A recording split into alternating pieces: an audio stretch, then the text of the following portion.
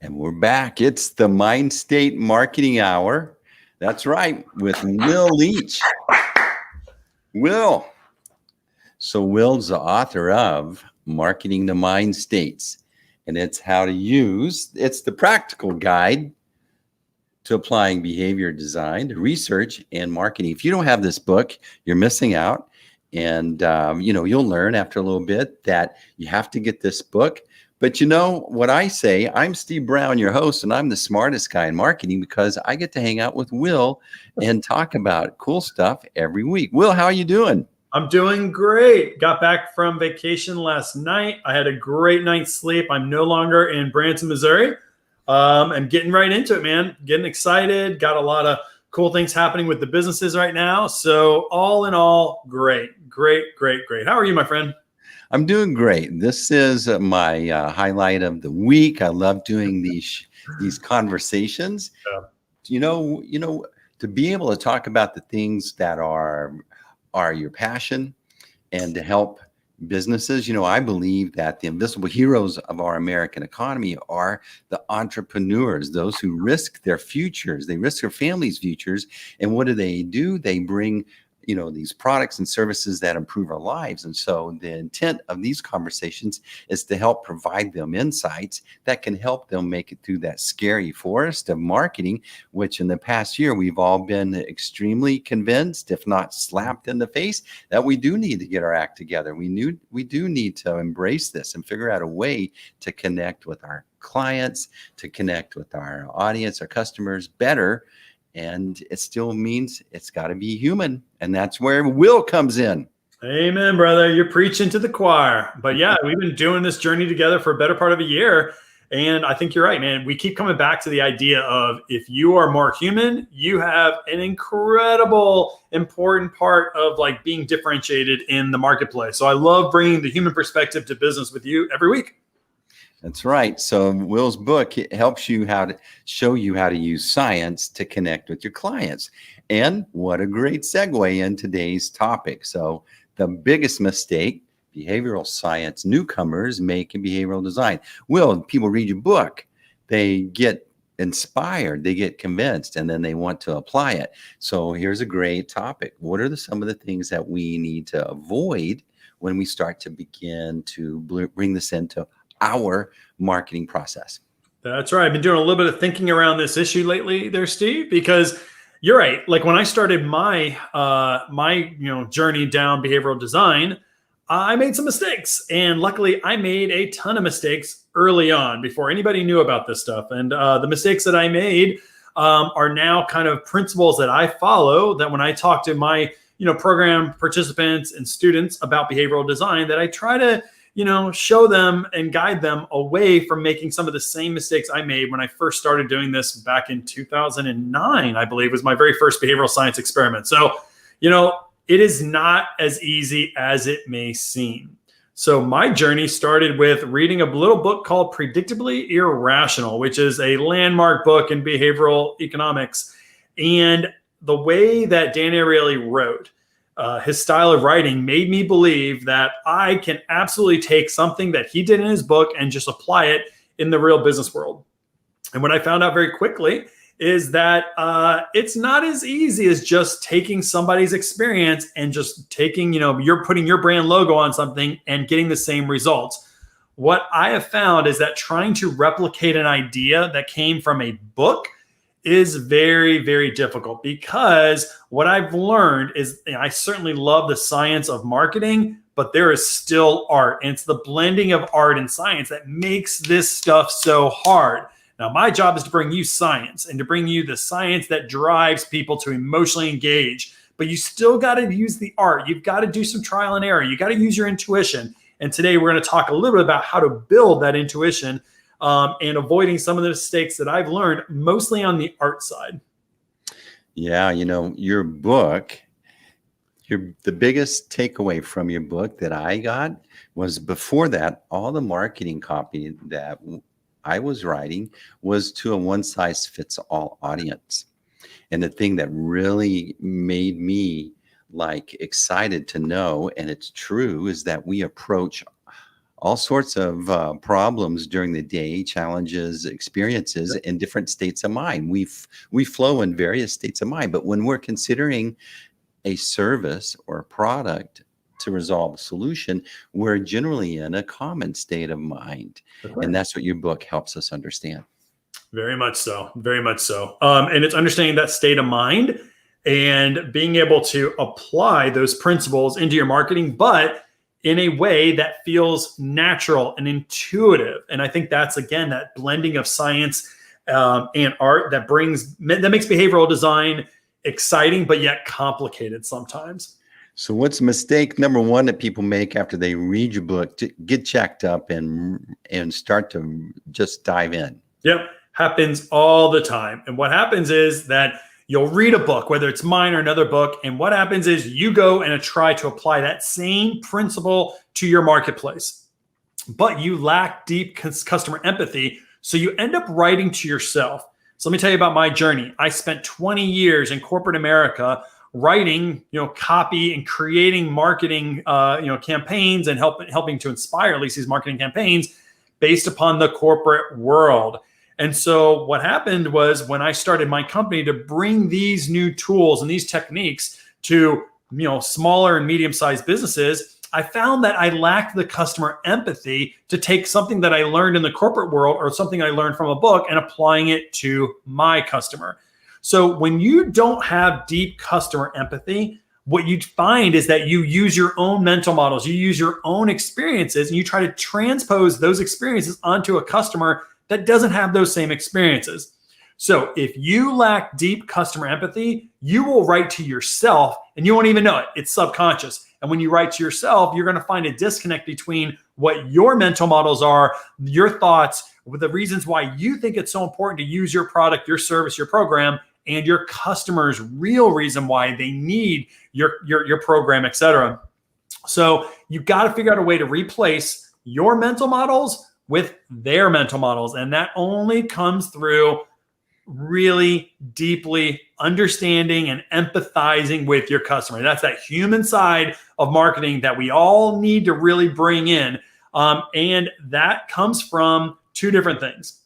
First, it's really trying to understand, not just because you want to drive your business, but you want to help your customer. If you don't come from a place of impassion and a true servant-based, leader, and that you want to help your clients, you're never going to have the empathy needed to drive your company to the best, it can be, to the highest heights. So you have to first and fundamentally identify and want to serve your customer. And the more you want to serve your customer, you're going to start having real conversations. And you and I have talked about these real conversations. It all starts off with a very simple question, which is, what are you trying to accomplish? What are your goals?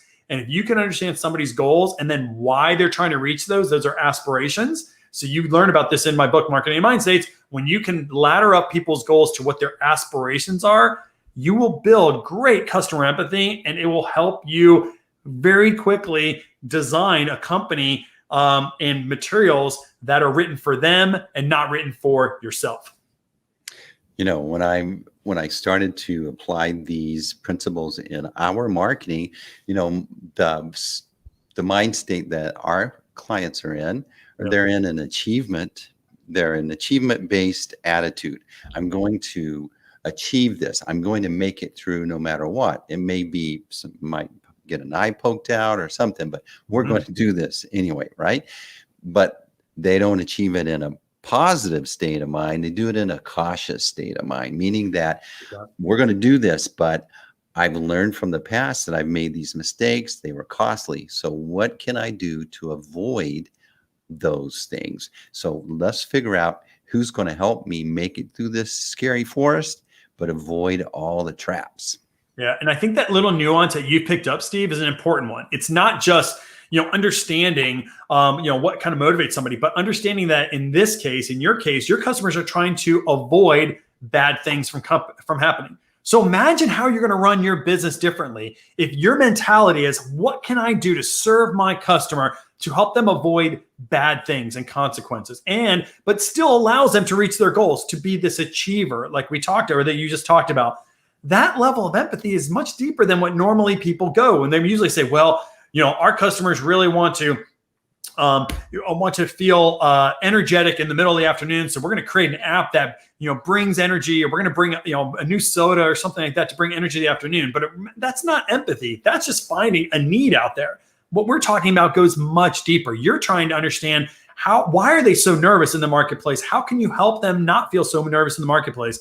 It's a much deeper level of empathy, but that's the empathy you're going to start writing to. And I think one of the first mistakes is that we get into business because we have a product, we have a program, we have an idea, and we got to start messaging. Let's go message. And you have low kind of response to your messaging. It's because you lack empathy. You don't really understand that your customer is trying to avoid pain and avoid consequences. You didn't realize that they thought of the world as a way of overcoming barriers. They know that there's going to be a grind. If you don't understand that language, and you talked about the scary force, if you don't understand that language, your marketing is always going to go flat. Yeah. And the other thing that I got a great takeaway is when I started to really see how the messaging should align, I noticed that they started feeling understood and they started feeling safe. Mm-hmm. But I didn't need to say, hey, I understand you. I know this is how you're approaching this. My messaging relayed that feeling, not saying it in an obvious way, which they probably don't trust. So how do you start to dig into this empathy? Yeah, I always, start off this idea of, first off, it's going to take time. It's like working out and trying to become a bodybuilder or whatever. You got to think about working out. And the very first time you work out, you're not going to see massive results. So first off, be in it for the long run. The way you make yourself go in for the long run is truly desiring the best for your clients. That is it. You have got to be a leader, and you have got to have empathy and be a servant leader, right? So if you don't want to truly serve your customer, you're never going to be optimized. If you're in it for the money, you're in it for the wrong things. You're never going to build that empathy. You're going to think about your needs before your clients. So first off, you have to be servant-based leader. Secondly, from there, if you truly want to serve, you're going to want to have conversations. So now, the problem is that technology tries to eliminate one-to-one communications. And we've talked about this in the past, is that technology now is trying to get it to where you have either artificial intelligence or you have some sort of a mechanism that automates everything to where you're not having real conversations. And I'm not suggesting you don't do that, because I think you have to do that. What I am suggesting, though, is never, ever, ever be totally isolated from your customer. You need to have one-to-one conversations. You need to talk to your customers. You need to talk to people that are in your industry and constantly have communications about what are they trying to accomplish? What are they trying to get to? Where are they trying to go? Those types of things, for the very fact of just trying to understand what makes them tick and how you can serve them. If you have that mentality, you're going to be in a great place. So we read your book. There's a handful of motivations. Yep. The trap is that you start to mix and match these motivations, and it confuses your customer. How does this happen? Happens all the time. So what happens is, you, as you're reading and learning, and you get excited about your problem, or your product, your service. And so what happens is that you start to throw in a whole bunch of different motivations. So first off, let's take a step back. Did you know that there are 9 core motivations that drive the vast majority of human behavior? Things like achievement, our desire for success, or empowerment, our desire for control, or autonomy, our desire for freedom. There are 9 of these core motivations, and they provide the fuel that you need or your customers need to reach their goals. So when you message to people's motivations, when you allow them to succeed, when you give them freedom, when you give them control, you give them the emotional fuel to reach their goals. And if that's what you're doing, they're going to pay you money for that. They're going to love you for doing that. Here's the issue, though. If you didn't realize that there are these 9 core motivations, and you were just kind of using language that you are inspired by, or language that you've read from somebody else's, messaging, you may find messaging like this, and it's going to sound really good. And I'm going to come back and show you how it's not really good from a psychology background. So you may say something like, hey, we can help you overcome your growth or your lack of growth by helping you seize control over your business through making your program and making you more skilled in your coaching program. So you can be a leader in your field to provide an abundant life. Just in that kind of long run on sentence, I actually hit you with 5 core motivations. the motivation around achievement that can help you overcome your lack of growth. Empowerment by helping you seize control over your business. Competence through making you a more skilled consultant or a more skilled coach so you can become a leader in your field. That's called belonging. And lastly, to provide an abundant life, which is nurturance. So in that one sentence, I actually psychologically hit you with 9 core fuels. So imagine if you're a car. Imagine you go up to a gas station and I here's some diesel engine or some diesel fuel. Let me put it in my gas tank. Oh, let me put in the unleaded. Oh, you know what? Also, let me put in the super unleaded. Oh, you know what? Let's also put in a fourth fuel or fifth fuel. What happens? Imagine that your customer is the car and you're giving these different fuels. It's not that the whole thing's going to blow up, but the problem is that there's so much different kind of fuel in there. They don't kind of know what you stand for. Are you trying to help them become an achiever? Are you trying to help them gain greater control over the business? Are you trying to give them the abundant life? Are you trying to help them become more competent? Just by incorporating all these different fuels into, their brain, if you will, it's confusing and you don't stand for one thing. So what I want you to do is think about your messaging through the lens of motivational psychology, which is an incredibly important science for you to know. And I've summarized 60 plus years of motivational psychology into one chapter. Find 1, maybe 2 motivations that are in that book and only focus on those things. Even though I know you can give them an abundant life, I know you can make them a leader in the field, just use 2 and be consistent. If you're consistent with that messaging with only 1 or 2 motivations, it's going to make your design much more compelling to people. Yeah, when you think about what people don't realize is the brain, while it's evaluating, considering the content, the feeling, the atmosphere that's on your website, it's trying to decide, are we safe here or do we need to move on? And so when you're having mixed signals, yeah. Even though it's not they don't state it out obviously, they feel it, and that's what you're addressing. Absolutely. The number one thing that's killing marketing today is that there is an avoidance to marketing and sales. People have been over-marketed to. They feel that everything is a constant push on why you should buy my product. So there's an initial psychological avoidance response to all marketing. I don't care who you are. There's an avoidance response. One of the biggest, and what's happening is they're not avoiding you because you're being overly pushy. That's actually not the majority of avoidance. The majority of avoidance is that there's a slight hesitation. There's some confusion because you're trying to say too much. And that little bit of confusion creates I'm not sure if I can trust you. And that is the kiss of death in today's marketing landscape. So by adding in too many words, by adding in too many motivations, it's not that you're saying something that's bad. It's that you're over saying things. And by doing that, you're creating a lack of trust. And if people lack trust in you, they're just going to kind of look the other way. Their mind's going to wander and they're on to the next message. All right. So you talk about triggers and mistake number 3.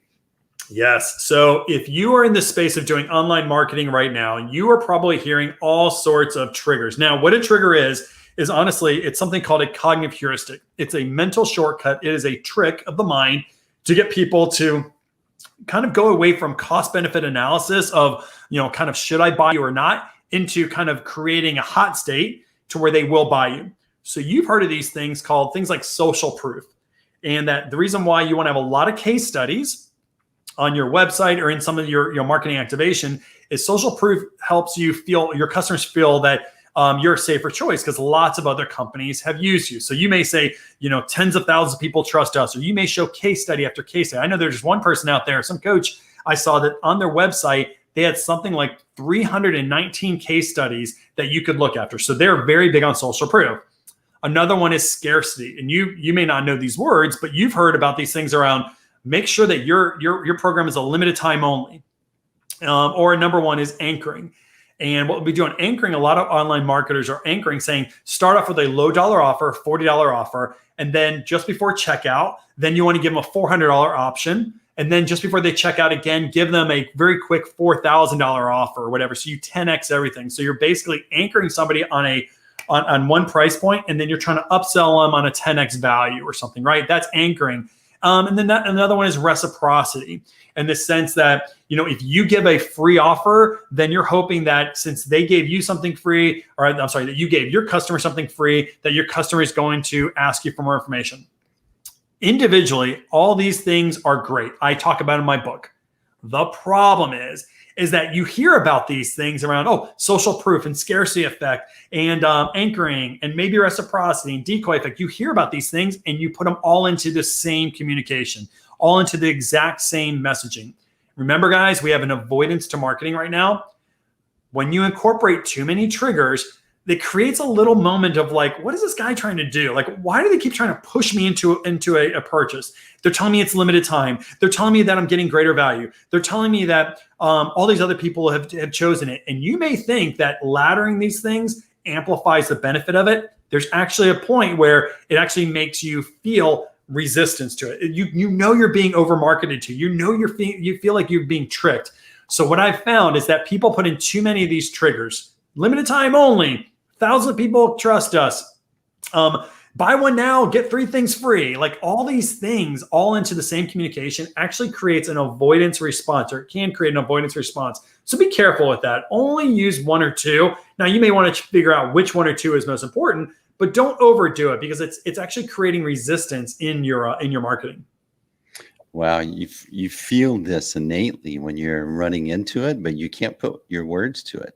And when I hear you describe it, it's like going, yeah, exactly. Yep. And the people are overdoing it now because they see them in books.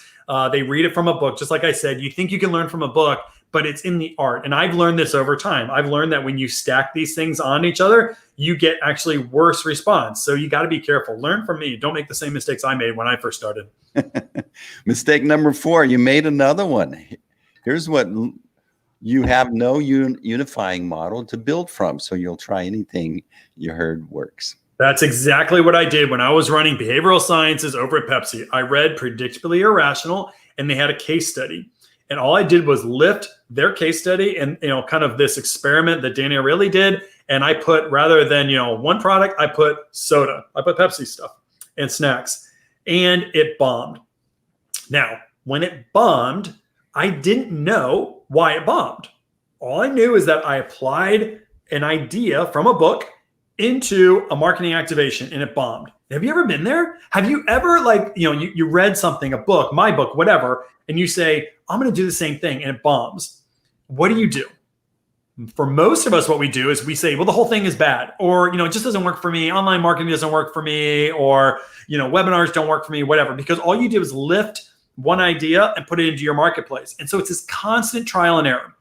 I think a more kind of scientific-based way of evaluating success of your campaign, success of your marketing idea, is to have a unifying model. Now, I have a unifying model, which is based on 4 social sciences. What are people's goals? What are their motivations when they go after their goals? How do they approach those goals? And lastly, how do you trigger a behavior? Now, each one of the chapters in my book have a portion of this model. Why that's important is that if I can now look at an execution and it fails, if I don't have a unifying model to break apart that execution into some sort of a model of some kind, then I don't know how to evaluate it. So I can now, if I have a model in mind, I can look at my communication, whatever that is, and I can say, do I believe that was really strong on the goal side? It was really speaking to people's aspirations. Or do I think there's an issue with, did I create this emotional fuel that made it more likely for somebody to go after their aspirations, right? Or did I lower stress? If I have a model to go to, I can actually pinpoint more accurately where my issues are, or do A/B testing on that. So for example, Steve, you had just talked about this idea of, sometimes you may have customers who are more cautious in nature, and sometimes people are more optimistic in nature. I can now do very specific A/B testing on, here's this one email where I'm going to be speaking to people's more cautious side. And I'm going to take the exact same email, but now I'm going to replace cautious language for more optimistic language. And I'm going to let that ride. And now I can test whether or not I am correct in my regulatory focus, or from the book, we talk about optimistic or cautious approach. If you don't have a model to where you can do strong A/B testing, you're constantly going to be throwing stuff at the board or up on a wall, hoping that something sticks. So have a unifying model. There are lots of models out there. I have a 4-factor model that I know works. There are other models out there, but have a model so that when you get results that don't make sense, or that they don't kind of lift your business, that you don't have to just throw everything away. You can actually deconstruct your marketing through that lens of that model. And now you can measure make changes to it based upon the model. Wow. So you have a master course, or you have a course where people can start to dig in and actually get more proficient at this instead of just trying to read a book and doing the best they can. That's what we're trying to do. We have, certainly you can go buy the book, and we've had people who have bought in Marketing to Mind States, and they've been able to achieve some pretty spectacular results. There are other people that are like, yeah, I get the book, but it's a little bit more theoretical because you're talking about another company. I want to actually work on my company. And that's what you can do with the Mindstate Marketing Masterclass, where it's a series of videos with quizzes and downloads where you can go through the principles of the book, but take that principle and relate it to your business. So you're going to dig much deeper into the principles of Mindstate Marketing, but then always through the lens of your business. So by doing that, you're able to apply some of these principles directly to achieve the business outcomes that you're looking for. I like it. So, Will, this is that time of the show where folks have submitted questions. Mm-hmm. This seems to be coming from your university class here. So, you ready for this? I'm ready. All right. How to use psychology to increase customer satisfaction, loyalty, and other key metrics for your business. Yep. So let me take the second part, which is this idea of increasing satisfaction, loyalty, and other key metrics for your business. First off, psychology may help you with that, but more importantly, guys, you guys have a good offer. Psychology can only do so much. So to increase satisfaction and loyalty and some other key metrics, first, make sure you have a great offer, right? It has to deliver, the value that you're promising to people. Then after that, you better build that offer based on the deep empathy that we've been talking about. Make that human connection and really help somebody reach their aspirations. Now, once you do that, once you know you have an offer that's been built around helping people, reach their aspirations, the next part is, okay, how do I use psychology to get people to recognize that program's out there? How do I make a program that really fits with their intuition, that makes them feel that they've been heard? That's where you use mind state marketing. That's where you identify somebody's mind state and build your program, your offering, your service, your coaching program to fit with that mind state. So if you want to really incorporate, increase customer satisfaction and loyalty, have a good offer that meets on people's needs, but then bring in psychology, specifically people's goals, motivations, and their focus, whether they're optimistic or cautious in their approach, build those into your marketing, and you're going to be in a good place. And you'll make an A on your test. That's right. That's right. All right. Why is it important for every business owner to understand the power of psychological marketing in their industry? Yeah, we talked about this previously. The number one killer in business is bad marketing. It is not you being innovated out of the marketplace. It is not competition. It is not a bad luck. It is not your offer. It's not your technology. It is bad marketing. Because in a world where we're being inundated with marketing, market experts say that your customers are getting between 6,000 and 10,000 advertisements every day. These are not brand impressions. These are advertisements. If that's the true world, then bad marketing is killing you. So how do you overcome bad marketing? Well, you use the power of psychology, mind state marketing, behavioral design. These concepts we talk about every week here on the show help you to message in a way that's congruent with the people's psychology, that just feels intuitive. And it's those messages that feel intuitive, that feel safe, that just feel like you naturally get me, are the ones that win in the marketplace. And you're only going to be able to do that if you incorporate psychology into your messaging. That's the only way you can do it. If you understand people's behaviors and their psychology that drives those behaviors, you're going to be able to identify the core messaging needed to make sure that you stand out in the marketplace. All right. I think you're doing good on these. Here comes the next one. You ready? I'm ready. What are some of your favorite psychological marketing books? Well, first off, there's just one over here. Oh, wait, how am I doing it? I can't get it. There. Marketing and Mind States. Here's why. I was able to take a look at basically 60 years of behavioral psychology and summarize it into a workable model to help you become a much more impactful marketer and business owner. Now, how to get there, I found a couple other good books. So actually, I'm going to look over here because this is where I keep my books. So these are the books. These are my go-to psychology books that I really want to use. And the first one I go to is a book called Intuitive Marketing from Steve Jenko. Great. It's called What Marketers Can Learn from Brain Science. So it's about neuromarketing, but it's an incredible book to understand more neuromarketing. Another one I have here is a very famous one, Focus. This is from Tori Higgins. This is all about optimistic versus cautious mindset. So it's Focus. It's a great book if you want to craft your messaging. And the last book, I'm still a fan of this book, which is Building a Story Brand from Donald Miller. The reason why I like his book is that it talks about two things that are really important in all communications. One is simplicity in messaging. So the most simple message is oftentimes the message that we trust the most. And the second thing is this concept of reversing your messaging to focus on you are a guide and your customer is a hero. And so it teaches those two principles. The other parts are great, but those are the two principles I get the most out of that book. So those are 3 marketing books that I love. And in fact, if you go to the mindstategroup.com, I actually have a resource you can download for free that you can look at my top 20 books. And I'm sure those 3 books are on there, maybe not in that order, but we have my top 20 books that I think you should read in order. And you'll become a much more proficient psychological marketer. All right. Look at you, the prof. He's actually demonstrating it on the fly, what he knows. These are great conversations. I do learn a whole lot, Will, and I appreciate your time. Will's book, Marketing to Mind States, the practical guide to applying behavior science and design to research and marketing. So, Will, what's on tap for this weekend? This weekend, so I've been on vacation the last 2 weeks. So all the meetings, all the things that I should have been doing for the last 2 weeks are all going to be pushed together this weekend. That being said, though, Nicholas is doing a tennis tournament, his first tennis tournament, or second tennis tournament. So I'll be doing that on Saturday for sure. Just watching my boy whip up on some other tennis people, I hope. So that's what I'm doing. All right. Another great episode of the Mindstate Marketing Hour. Will Leach is our man. His book is Marketing to Mind States.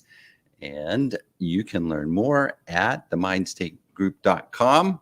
I just figured out this ticker. StreamYard did up these little upgrades. So look at me, man. I'm two guys just figuring out this technology. All right, stay tuned. We'll be back next week. Will, any last words?